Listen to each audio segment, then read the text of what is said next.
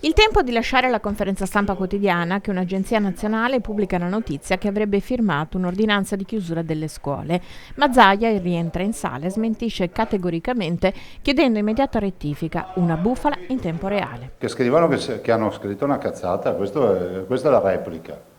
Sono tutti i siti pieni di agenzie secondo le quali io avrei firmato in presenza sua oggi la chiusura delle scuole in Veneto. E senza dirvelo. Quindi mi scuso con i cittadini, ma ne approfitto anche per vostro tramite per dare comunicazione a tutti che questa è una notizia, una bufala, causata probabilmente da un errore umano, non so da dove sia nato, però è altrettanto vero che chiedo che la smentita sia smentita con le scuse. Il 5 marzo scade il DPCM ed è evidente il cambio di passo nella stesura del nuovo provvedimento, sottolinea il Presidente del Veneto che illustra le richieste che presenterà all'esecutivo.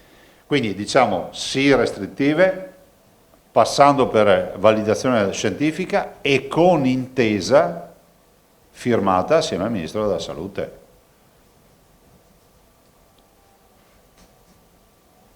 Di conseguenza ogni azione deve avere i ristori,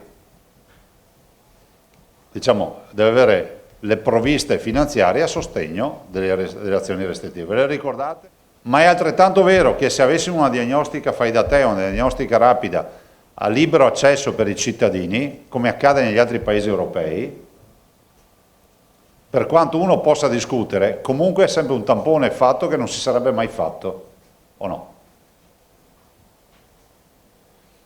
Questo ci aiuterebbe a gestire di più una fase di screening e soprattutto di approccio nelle eventuali aperture. Sto dicendo che se restasse anche tutto inalterato sarebbe più sicuro un ristorante con un fai da te all'ingresso di un ristorante aperto a mezzogiorno senza fai da te all'ingresso, o no? Cioè, non è che I vaccini però mancano e sono l'anello debole di una lotta all'epidemia, un'arma spuntata finché la fornitura è così scarsa. Aggiungerei un appello: buttiamo il cuore un po' oltre l'ostacolo e prendiamo atto che ci sono dei vaccini che sono stati utilizzati in giro per il mondo in maniera importante, parlo del cinese e dello Sputnik.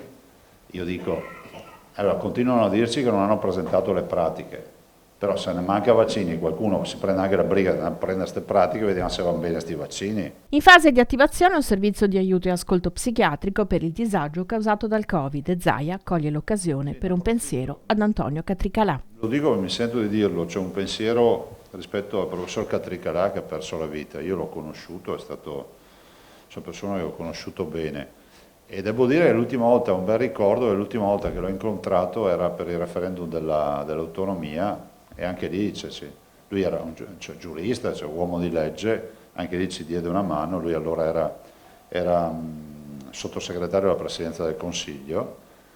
E c'è stata un fulmine a ciel sereno, una notizia inaspettata, questo è poco ma sicuro, però conservo un bel ricordo del professor Catricalà.